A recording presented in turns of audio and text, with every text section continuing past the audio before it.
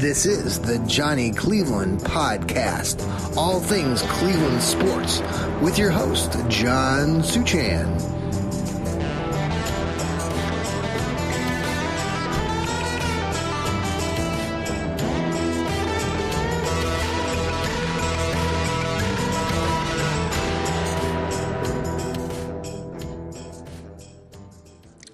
Good evening, everybody, and welcome to another episode of the Johnny Cleveland Podcast.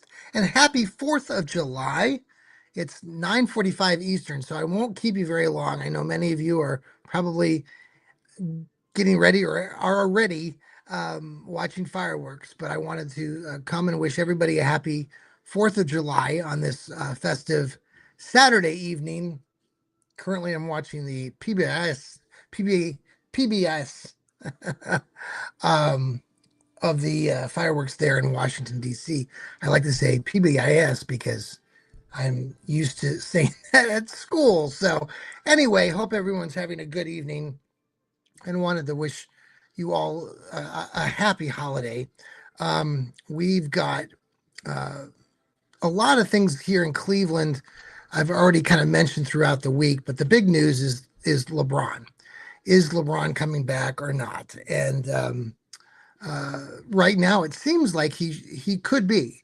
I'm seeing a lot of things right now that are suggesting that he could very well be coming back to Cleveland. Lots of messages on TikTok tonight, or the X, suggesting such. So we will see. His son, Bronny, might be coming with him too, from some of those other accounts. So we'll see what happens with that. But would you like to see LeBron come back a third time? Right? Pretty crazy to think that he could be coming back to Cleveland. I mean, he's from Northeast Ohio. He's from Akron. It sounds like he's been in the area, visiting, obviously, with family and friends. And so I think Cleveland fans in Northeast Ohio would welcome him back with open arms. I know some of you maybe not, but many of you out there are okay with it. And I think most of us, knowing that LeBron brought a championship to Cleveland or helped be part of that in 2016, speaks volumes about what LeBron means to this community, to this area.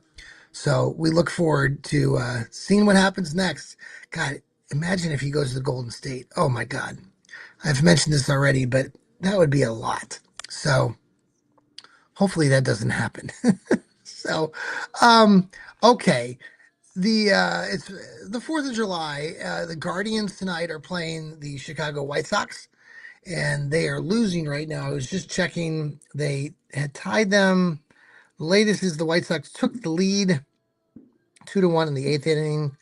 So we'll see how that goes for the Guardians. Last night, they were down 3-1 and had a big rain delay, came back from that, and were able to come back, tie the game, and then win it in the 9th inning. The 10th inning, I should say. The White Sox, who are crybabies, wanted to complain. The pitcher who was starting that evening for Chicago was complaining about when the Guardians took the rain delay, which is kind of funny. But he blamed that on the Indians or the Guardians. I like to keep saying the Indians because we all know that they are the Indians, even though we call them the Guardians. So I don't know if the Guardians are going to have enough in the tank to bring it to come back tonight. No, they do not. They lose. I just got the update on my phone. The White Sox won the game 3-1 tonight. And unfortunately, the Guardians took the loss. So there you go. I think the Guardians had just either tied them in the American League Central or they are tied at the moment. So it's going to be an interesting summer. I don't think a lot of us took the White Sox or have taken the White Sox very seriously. And I don't think the White Sox are going to maintain what they're doing right now. They're the White Sox, right? So I think the Guardians are in a good spot. I think the Guardians have good pitching for the most part. I think their bullpen is decent for the most part. I haven't been real happy to see what like Cade Smith is doing as the closer for the Guardians of late. But hey, you don't have to win a ton in the American League Central. And to be honest, if you look at the standings right now throughout baseball, I mean, there's a lot of mediocre baseball play right now. And you don't have to be winning all your games, and certainly Cleveland is not. But they've won some important games. They won the first two games against the White Sox. Tomorrow will be interesting to see what they do on Sunday. Can Cleveland bounce back? The World Cup is going on right now, and my God, if you're not sleeping under a rock, the World Cup is here. It's in America, and it's tremendous. And if you're not a fan of what you're seeing or not paying attention to what's going on, it's too bad because the World Cup is awesome, and there have been some tremendous games. Cape Verde played Argentina yesterday in what was just a stellar game. It went to extra time, and Cape Verde took the loss 2-1. And Argentina, they're great. They're ranked number one. They are considered the best of the best. Messi is their number one guy. He's been there forever, and love to see that. But Morocco today beat Canada. The French beat Paraguay. I know Paraguay was practicing here in the Columbus area, so they took the loss. The French are just silly. The Mbappe or Mbappe, the star player for the French, at the very end of the game, the Paraguay goalie went to go shake his hand, and Mbappe ignored him. Ignored him. The snooty French speak up again. This is why people don't like the French. This is why we don't like France.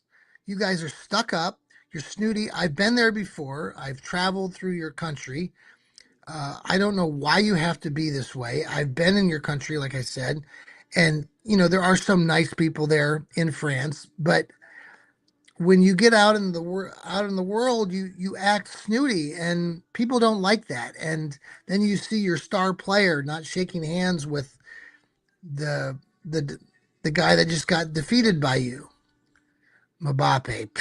Gosh, I have no respect for you. I don't care if you score 20,000 goals in the World Cup. It means nothing to me.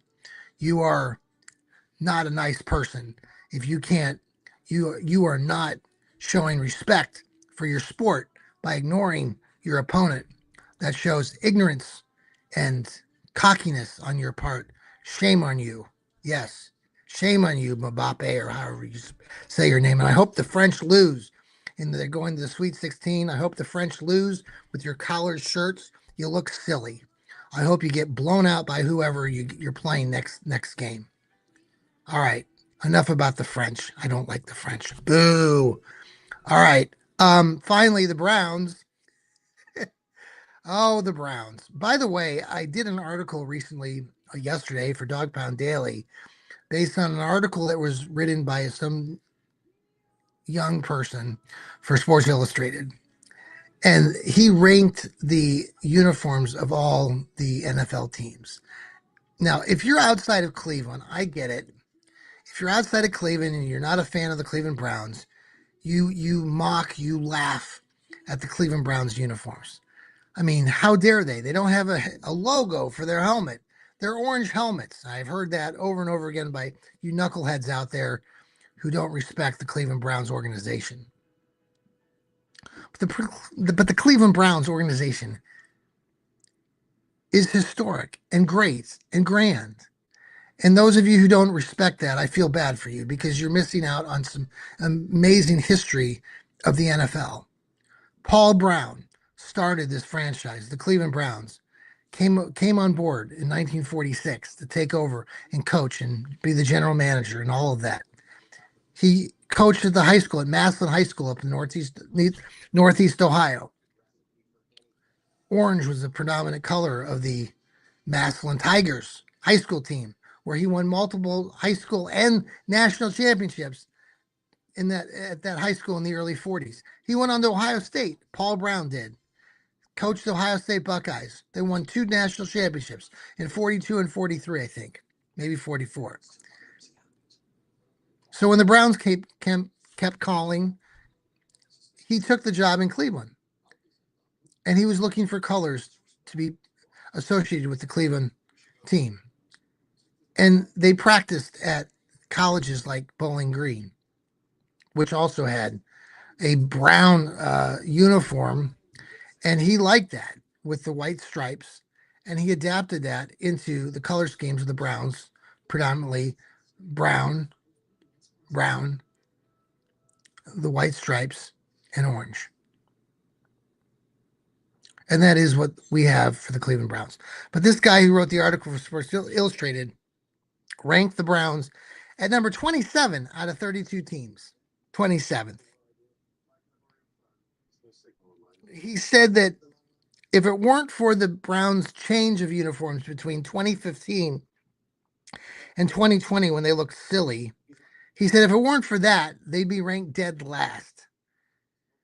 But then later in the article, he speaks of other uniforms like the Dallas Cowboys and the nostalgic look of the Dallas Cowboys, blah, blah, blah, and the San Francisco 49ers, blah, blah, blah. Rank them in the top 5. Rank the San Diego or the Los Angeles Chargers at number 1 with their powder blue uniforms. I get it. I like the powder blue uniforms too. But to chastise and put the Cleveland Browns uniforms down at the very bottom of the totem pole is just crazy. It's just based on your respect for the organization, and you don't have any respect if you're writing the Browns uniform as number 27 out of 32. That's completely boneheaded and silly. And I know you write these things, these young writers, they write it out of, they don't have any essence of history. They don't understand where the Browns came from and what it all had to do with Paul Brown. They should have listened to my story about Paul Brown. Anyway, the Browns certainly should not be number 27 on a list of 32 football uniforms of all time. Forget that. And this knucklehead young writer for Sports Illustrated ranked the Bengals, who also Paul Brown founded, by the way, and used predominantly the orange color in their color scheme, and the Baltimore Ratbirds in the top 5. So how can you put the Ratbirds and the Bengals in the top 5 of best uniforms and put the Browns down at 27? And for you Pittsburgh Squealer fans, they put Pittsburgh down at number 22. So this guy, it was a crazy list. And I tried to share this opinion about the history of the Browns and put some respect on what the Browns are and their colors. So there you go. So go read that article. It's on Dog Pound Daily. Let's pause here quickly for a commercial break. This is the Johnny Cleveland podcast.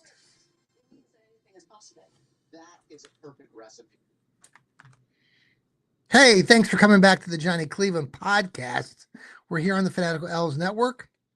Give a shout out to Hemisphere Coffee Roasters. They shake the hand of the farmer. Check out their page on our X page. You can click on the link, buy some coffee, and in return, we get a small couple pennies back to us here at the Fanatical Elves Network, part of Fans First Sports. Also, shout out to, I've got a little bit here of Sherry's Licorice. Sherry's Licorice is located down in Goshen, Ohio, outside of Cincinnati, and we're looking to partner up with them and try to help sell their product. They're delicious licorice. I think they just came out. I've got the strawberry here. I think they just came out with watermelon. So very cool, very cool. So check out their website, Sherry's Licorice. If you want something sweet and delicious, check it out. It's really good stuff. All right, so later this week, just to give you a heads up, Steve Gill will be doing his Dog Pound South show tomorrow morning. Look for that. We'll be posting that audio of that later on in the day tomorrow. The video on YouTube, the X, and Facebook will be out tomorrow morning. I'll have my Coffee Jolts with Johnny Cleveland shows coming up later this week. I will be coming from a new location, so I'll catch you up on all that later this week. Also, Rod Bloom will be doing his Browns Blitz with his brother Jeff. I'll have my Johnny Cleveland podcast later again in the week, along with all of that. So, everybody, take care. I hope you all have a very good rest of your 4th of July, 2026. Take care. Go Browns. And remember, too, that's right. Keep smiling. Go Browns. Go Cleveland. Go 4th of July. Go America. All right, enough going America. USA. USA plays on Monday night. Don't forget that. All right, keep smiling, folks. Good night.